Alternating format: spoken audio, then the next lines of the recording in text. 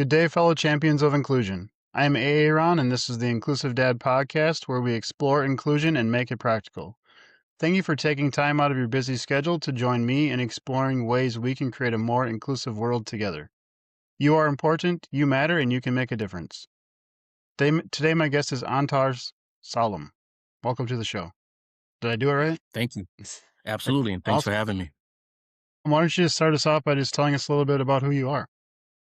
Yeah, absolutely. Again, my name is Antar Salim. I'm in the Twin Cities area. For those that are familiar with Minnesota, I am a father of three girls. I have a 19-year-old that wrapped up her freshman year in college. I have a 4-year-old that's aging me in dog years, and I have a 2-year-old that navigates the world with Down syndrome. And I would imagine the main reason I'm here. I've been married to my beautiful wife here for 8 years, a little over 8 years, coming up on 9 years. And I teach at a couple local colleges and universities. Background, in essence, will be finance, economics, or within the business world, quantitative side of business. And I guess when I'm not um, engaged with my little ones or working, I'm involved a little bit in real estate. That's kind of my side gig, if you will, and keeps me young. So that's a little bit about myself. Yeah, thank you so much for sharing. hmm Did I see you're a professor at St. Mary's University? I am. So I teach at St. Mary's, but I also teach at St. Olaf as well. In Twin Cities local area, one will be at the graduate level. The other school will be at the undergrad level. So kind of two different populations, if you will, but similar content, but two different populations. Yes, that's correct. Yeah.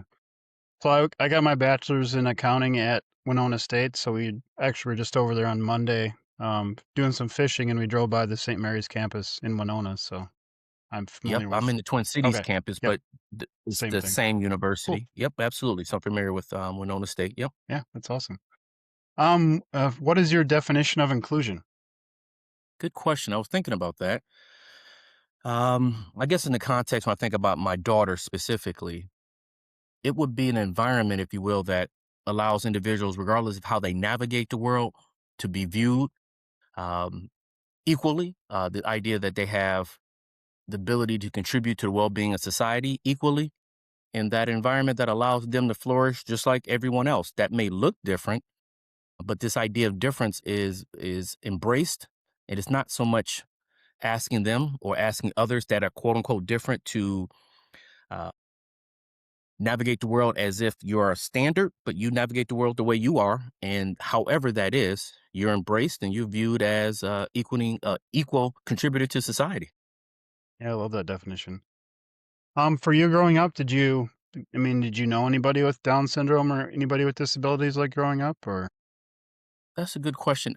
I did actually. I didn't, now that I look back, but at the time I didn't know what it was. But when I was probably 10 or 11, kind of a personal story, but make a long story short, my mother moved out of the house where my dad and we all lived. And make a long story short, a woman that had two children, one of her children had Down syndrome, allowed us to stay with her. Ironically, so that's my first introduction. And as a 10 or 11-year-old, I remember viewing this little girl as different, but it wasn't a positive, negative. It was just she seemed to be different to me. But again, I tell you, I didn't know what Down syndrome was. I didn't know what it meant. I didn't know necessarily how she navigated the world.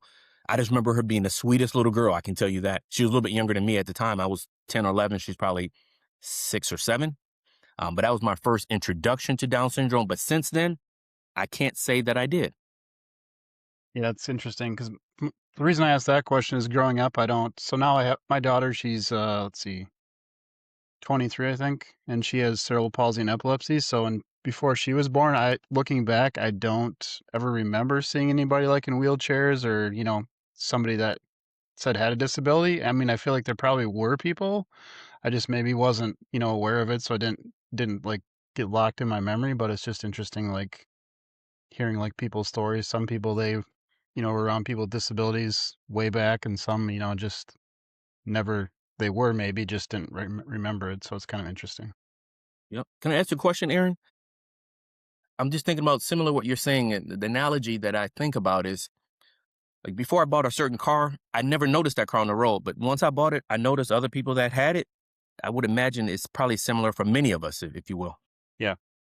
That is a good analogy, and I kind of think of that too. It just sometimes it sounds a little weird, like using that analogy on like like my daughter a disability, but it is the same thing. It's like once you're aware of it, I think you see it everywhere. Like I now that she's used a wheelchair for a long time, so like I can spot like no curb Mm, cut on a corner or like buildings that aren't accessible. Like we're just mhm. driving around and I just like spot it all over. So it's just yeah, once you're aware of it, you kind of see it everywhere.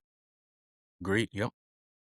Or even like out in if we go somewhere, you can not all disabilities are obvious, but you can kinda if you look at a family, you can kind of sometimes tell, like, maybe there's something going on, or you can kinda pick Mhm. up on some things too, which is kind of interesting if you kinda just slow down and not staring at your phone and pay attention. Agreed. Yeah. Definitely agree. Um, so, yeah, how about being a father of somebody with Down syndrome, like, how has that affected you? Like, she's your youngest, so how has that changed, like, Mhm. your viewpoint on Mhm. fathering or different things, if it Mhm. if it has? Yep. That's a good question. N at my stage now, it hasn't changed me. If anything, it allowed me to be a little bit more patient and a little more appreciative of how individuals just navigate life in general. And I would imagine being a father, particularly of little ones, it's a lot of work.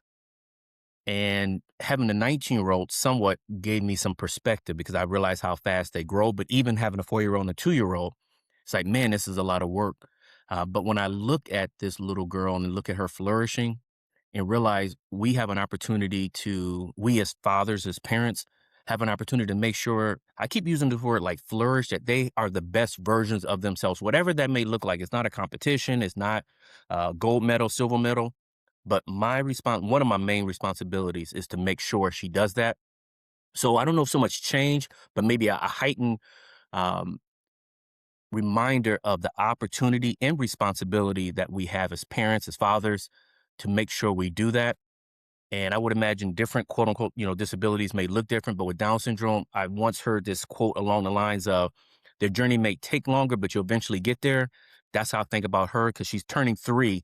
But when I look at other little kids, she maybe navigate the world like a 1-year old, if you will, just kind of starting to walk. So in some ways, it kind of slowed down. It's like life in slow mo. So it allows me to appreciate it. But again, ultimately, that responsibility that I take at a heightened level than I did maybe at when my 4-year-old was young or my 19-year-old was much younger. Yeah, that's interesting, yeah.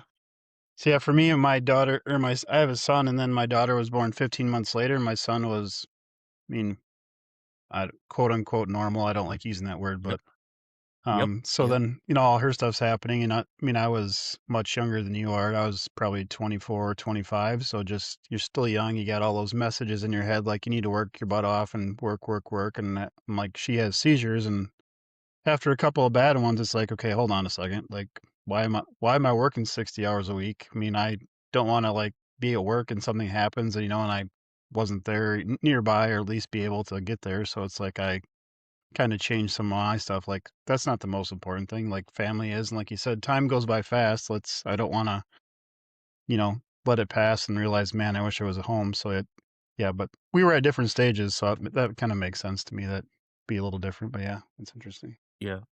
And just to piggyback what you're saying, and again, like you said, age wise, we're probably similar age now, I would imagine. But then, but I look at when I was younger, I wanted to retire early, so I kind of work, at least quote unquote, for a vision and a purpose.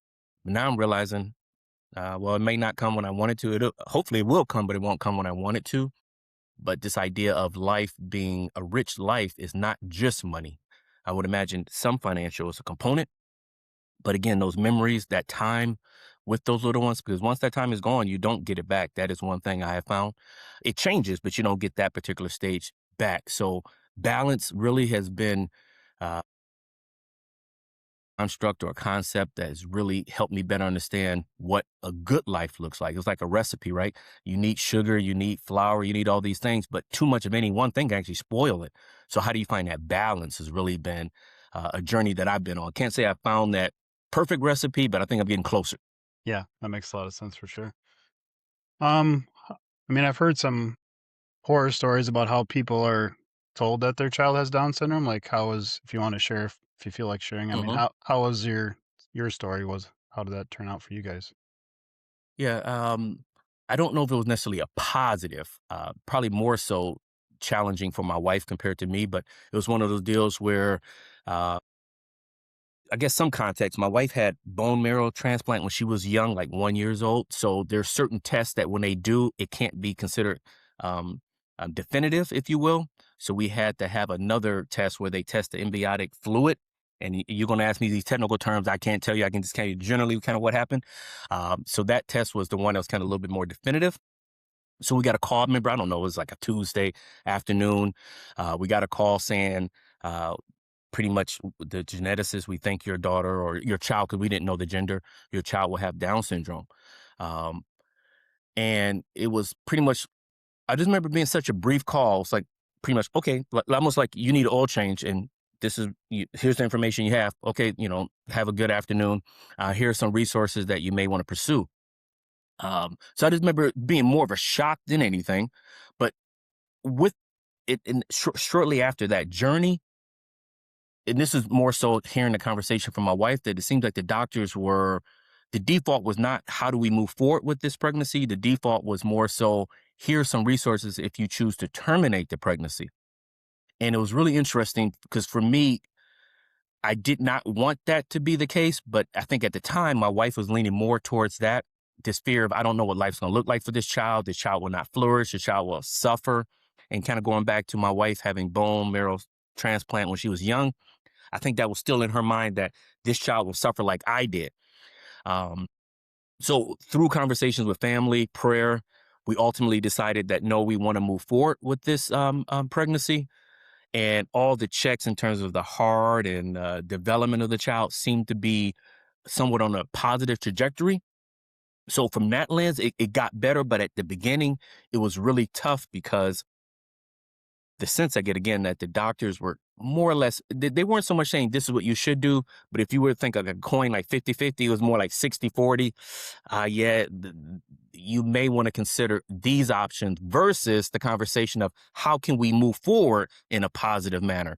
So we didn't necessarily have the best experience, but I've heard more horror stories, to be honest with you, but it was not positive. And having children later in life, it was one of those deals where you don't necessarily know whether you can have more children. So to have her later in life, and I was close to 50 when we found out my wife was in her late 40s, it was like, we prayed and we hoped so much for this child. And then to get that news, it was tough, to be honest with you, more so at the beginning, but as time went on, it actually became more positive. Yeah. Yeah, that makes sense. For us, my daughter, there was nothing in the pregnancy during the pregnancy that showed up. We just found out 3 months old she was having seizures, so there was nothing like that Mm, for us, but it was okay. for me, and I don't know if I'm male or just what happened. It was more to I mean, she's my child just like my son is, and just whatever happens, we're gonna roll with it, but I mean, it's interesting how people kind of or some are more worried or like, my ex-wife, she was more worried about like how long is she gonna live? Like, how's this gonna affect her life? And I'm like, I was more like, she's my daughter. Like, we're gonna go to appointments. We're gonna deal with the seizures. We're just gonna include her where we can. So it's interesting, kind of. But yeah, Yep. Yep. Nope. No, I definitely agree with you there. And I just looked at life as an opportunity. Whatever that what life may look like, I didn't necessarily see it good or bad, quite frankly. I just wanted to make sure that, again, my wife was comfortable with the decision and we were looking at it collectively. And now I look back, I can tell you every time I look at that little girl, Aaron, I'm just like, we made the right decision. I can tell you every day, or theoretically, whenever I'm looking at her, I'm reminded I made a pretty doggone good decision on that one. yeah, We did. I shouldn't say we did. yeah, for sure.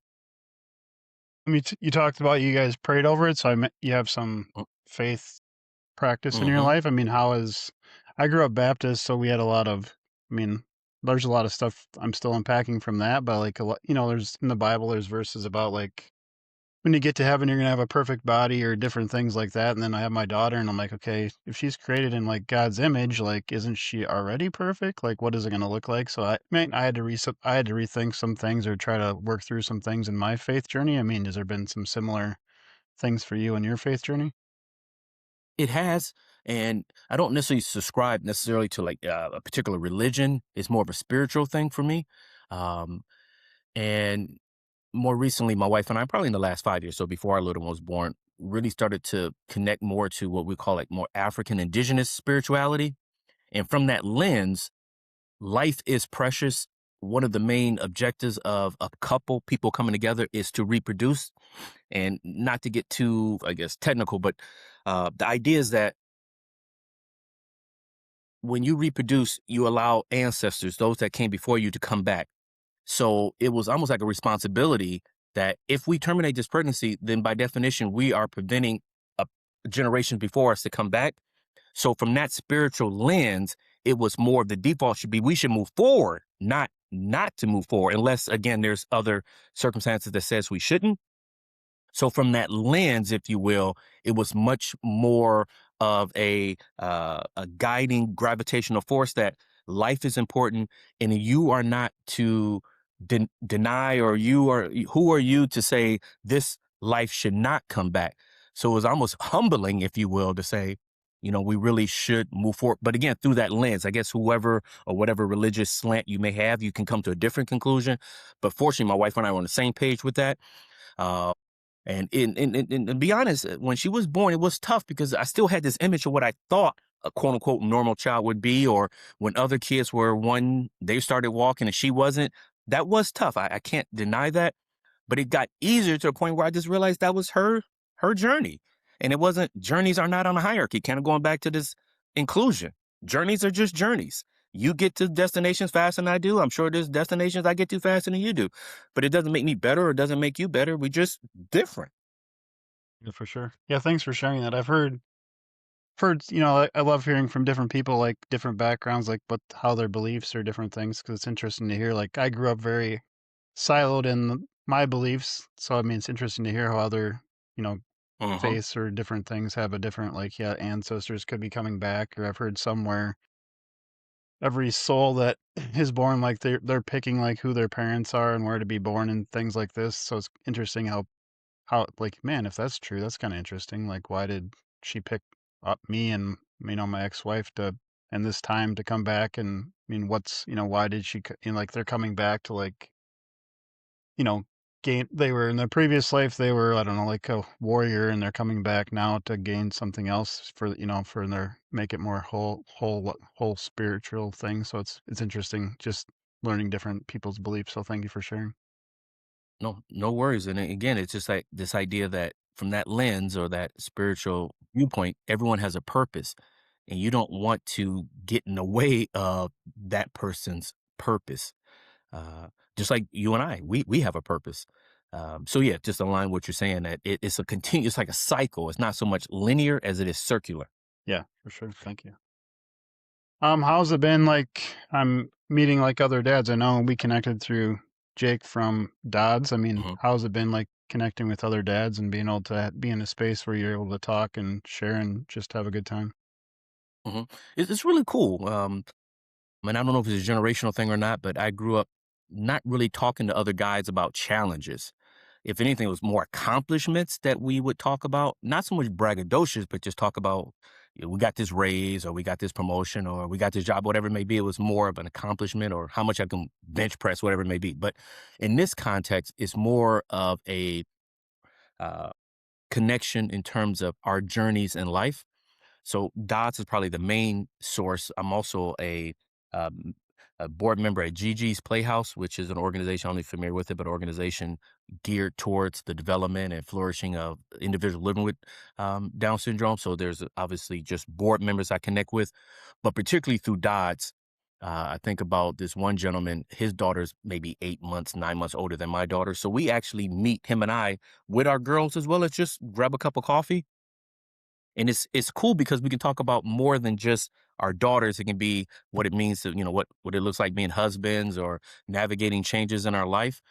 So I found that to be rewarding because outside of our daughters, we probably would never have met. And if we did, we probably would not have such a close relationship beyond our daughters. I think it's important that whatever relationships it looks like, it shouldn't just be, oh, because our daughters have Down syndrome and that's the only concentric circles, if you will, overlap in life. There's other things that we find that as human beings, we're navigating in this world. So, for example, him and I are meeting up, I think it was Sunday, this Sunday, to go to the zoo. in this case with the girls, but we also meet outside of that as well. So all in all, it just gives me additional touch points, if you will, as it relates to life. And I think, and you probably would can relate that, especially after COVID, a lot of things we're doing in Zoom and we're doing remotely.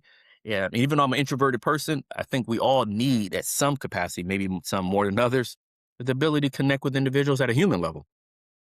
Yeah, I love that. I mean, I haven't actually done a lot of stuff like connecting with other dads, but when my daughter was young, we did a lot of stuff with the Epilepsy Foundation of Minnesota, and that was just a nice place you could go with, we went as a family, just show up to places, I mean, we did like I don't even know, pumpkin patch, had like some dances and Yep. different things, but it's just like a nice Yep. spot. You don't have to like tell your story another time because you've already told 100 times. You have some sort of connection.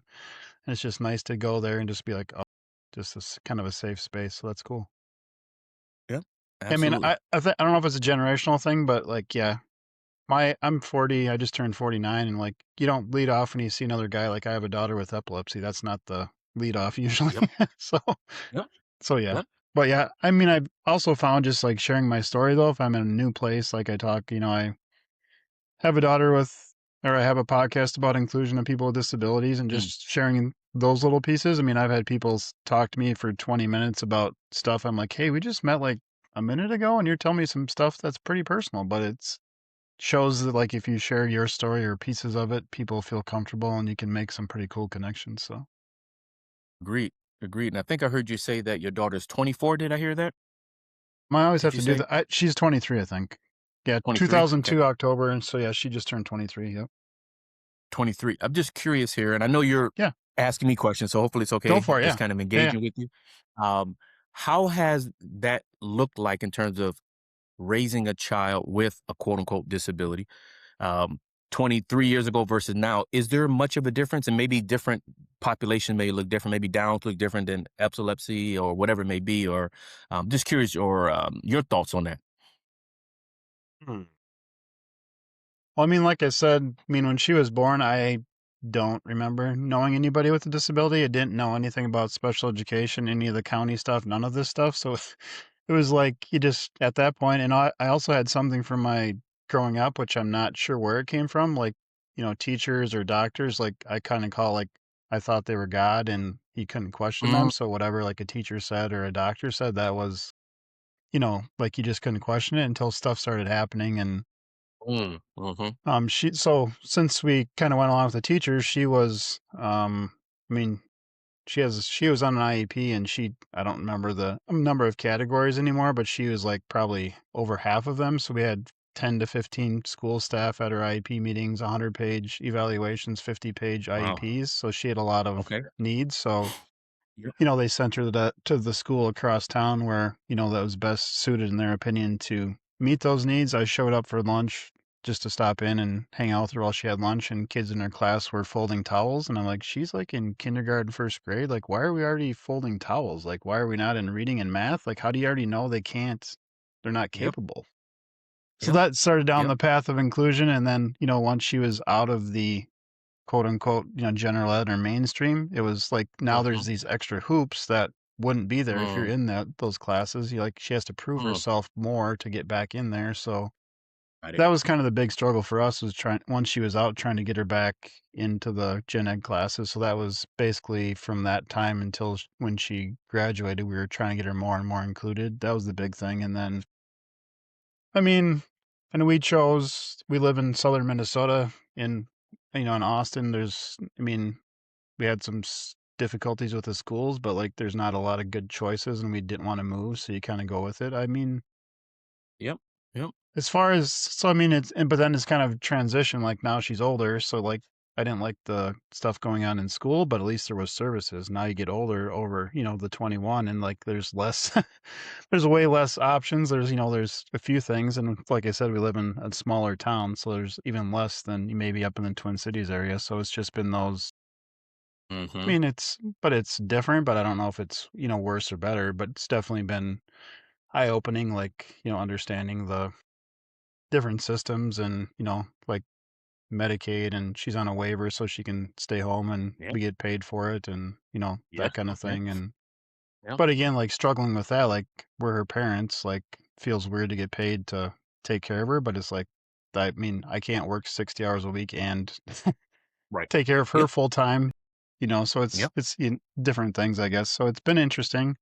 I mean, I feel like Mhm. things are probably more accessible. She uses a wheelchair, has for a long time, but there's still curb cuts that aren't in there. There's Mhm. still buildings where you can't get into them. So Mm. those are kind of Mm. the interesting things. So I think it's better overall. We still have a long ways to go, in my opinion, for many things. But yeah, yeah. Yeah. I don't know if that answered your Uh, question, but no, very much so, and yeah, I definitely respect that. Yep. yeah. So yeah, but it's just I still, like I said, I see things or my brain kind of works like, why do we do it this way? Like this seems more efficient. Uh-huh. So, and she loves Uh-huh. going to concerts. So we went to a Post Malone Hmm. Jelly Roll concert at US Bank Oh, Stadium. really? Cool. Yep. So we bought the tickets, but I mean, I've gone to enough where, like, okay, like some Mm. places they give you the companion seat to the ADA seat with it. Some they don't. So you always call ahead and make sure she has, rescue meds. So we got to make sure we Mm. can take extra bags in because they have a clear bag policy of this, the bag has to be this size. So I call ahead to make sure we can get in there so we don't show up to Yep. the gate and be like, sorry, you can't bring this in. And like, oh, Yep. well, she needs it. Yep. So all these extra things. And that's just a thing. Like you might have similar, I don't know if you have similar things. Like, I've thought about you go to a parade with, my son, like he can walk, so you can park basically anywhere and you can just walk up and kind Yep. of sneak in. Well, she's in a wheelchair and she has seizures, so you have to bring all this extra stuff and then, make sure she doesn't get too hot and you have to park in a certain spot and, a wheelchair is bigger, so you can't just like sneak in, she can't sneak up front and, sit down. And so just how much extra stuff and time goes into just going out, I guess. Agreed. I Yeah. can relate.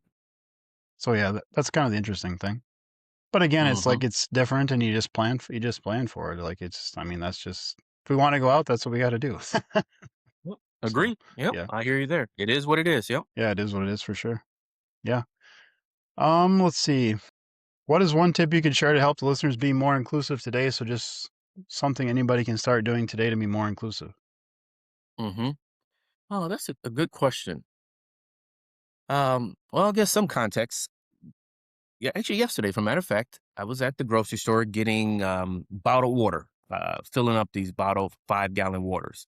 And I had the little ones with me, my 2-year-old and 4-year-old, because 4-year old's out of school now. So, make a long story short, there was a gentleman that he was walking up and he had his cart.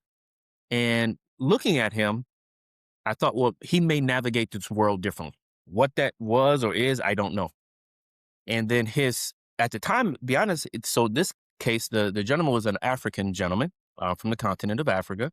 And the gentleman that walked up soon afterwards was a white guy. So I just assumed this was his caregiver. Come to find out, this guy was his stepfather. The guy married the young man's mother, and this young man had some type of challenge. I didn't get into details of what, but he navigated the world differently. So I guess ultimately, and him and the father, him and I, we just started talking, and I was curious about his background because one thing, kind of going back to his African spirituality, I want to retire in Ghana. Come to find out, the young man and his mother are from Ghana. So I was asking the young man speaking Tree, which is a Ghanaian language. And one thing I've learned is that talk to the person, engage them. You don't have to like go through their father or go through their parent. In this case, it was an adult. Engage him. And it was interesting. Ultimately, when I think about inclusion, is that again, everyone has something to contribute. And instead of looking at what's wrong or what's different, let's look for what their gifts or their superpowers are. You think of like the X-Men and all these shows, they all had different superpowers, but we never looked at one as if because they didn't possess this superpower, they were deficient. They were just different. And so when I think about inclusion, I think about my daughter particularly and those that she navigate with, let's be more intentional about looking for their superpower versus where they may or may not have a superpower. Yeah, I love that. Thanks for sharing that. As you're talking, to me, it's interesting though. Like having my daughter gone through the education system and my son, he was on the gifted side and I mean, so he was more like he was smart enough to kind of figure it out and like figure out the system and like he didn't really put a lot of effort in either. So to me, it's been interesting looking at the system and being like how it's so cookie cutter. They want a cookie cutter, and it's like as you're talking Mhm, about, like, superpowers, to me, like, yeah, it's good to look at, somebody maybe with a disability, how can what's their gifts, but to me, in general, mhm, I think we need to do a better job for just any kid, like, what are your gifts? mhm, And then, like, tailor the mhm. education more towards that. Yep, Like, what are you yep, interested in? What are you good at? Why do you have to know all this stuff that maybe you should know? Maybe you yeah, can make it, if you're interested in this, good at that, let's go more in on that. So it's interesting how even with typical or kids, we mhm. just don't even do that kind of stuff. Absolutely correct. Even as an educator, particularly at college, I have a little bit more latitude, but oftentimes there's some assignments that the generic assignments, but others when they ask them to write papers, for example, let's say it's an ethics class, write about an ethical topic that you're interested in, or go find a case. I'm not going to give you a case because the case I find may not be of interest to you. Now, again, I know we have some restrictions, but ultimately, like you said, allow a child to find their journey. As long as you get to the same destination of flourishing, the best version of yourself, more power to you. But I do agree that it's much more cookie cutter to the detriment. Now, some kids navigate very well in that cookie cutter environment, but not all. So even as an educator, I'm becoming more and more aware of that. Yeah, it's interesting.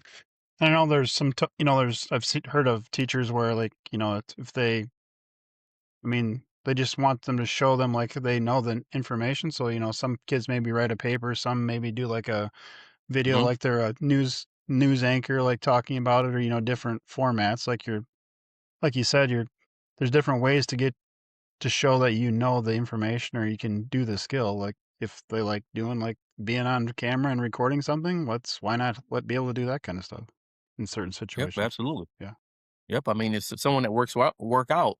Let's say you like to use weights. Let's say you like to run. Let's say you like to swim. As long as you're working out right, and your body is moving, what difference does it make? for sure. If there's one thing you hope listeners take away from your story, what would it be? Hmm. Every life is a gift. The time that you have with your loved ones, in this case, particularly your children, is a gift. Now, I'll be totally transparent. There are times when that gift is a lot of work. I do not want to deny that and come across as Pollyannic, but it's truly a gift. And as much as you can, as parents or those that you come in contact with, if you're a pseudo parent, if you want to call it, aunts, uncles, pour into those children. It truly is an investment. It's like farming, you planting seeds. If you're donating or contributing to your 401k, there's no better return than to tend to invest in individuals, particularly individuals that society may not see their value in. That land is fertile. It may not look fertile to you, but it's fertile. I don't care what it is. Continue to invest in them. And ultimately, it's like you may have heard of the book, The Giving Tree, where you just want to, instead of taking or figuring out what's wrong, reverse that ideology and invest, plant seeds, pour into them. They will flourish. Yeah, love that. Thank you so much. If somebody wants to connect with you, where would be the best place to connect with you? I guess either phone or email. I'd be more than happy. I can send out on them in the chat or however, or respond in the email, Aaron. But I'd be more than happy to leave my telephone number and or email.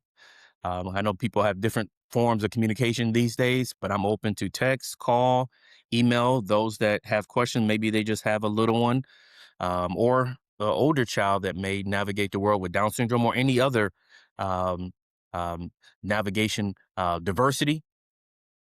More than happy to share my experiences and learn from you as well. Awesome. I think I have that stuff already from you, but I'll check and get it, and I can put it in the show notes. Perfect. Ready for the last question? Absolutely. Feel like spam lunch meat? Yes or no? No, because I don't eat pork.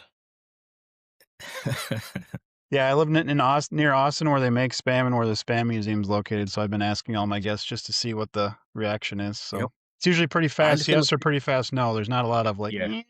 I don't know. Yeah. I've heard it's pretty popular during Vietnam times, from what I understand. I don't know if that's true, but that's what I understand. Yeah, and it's really big in Hawaii. I think that was more from, like, the earlier wars. But yeah, Hawaii, it's like a pretty big thing.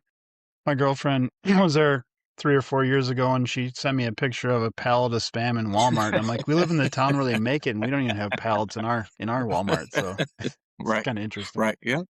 Yeah. Perspective is everything. Yeah. Well, thank you so much for being on the show today. I appreciate it. Appreciate you having me. To those listening, thank you for allowing me to be part of your journey. It is truly an honor. Please join the podcast newsletter by clicking on the link in the episode description to keep up with the latest episodes. Together, we can make the world more inclusive.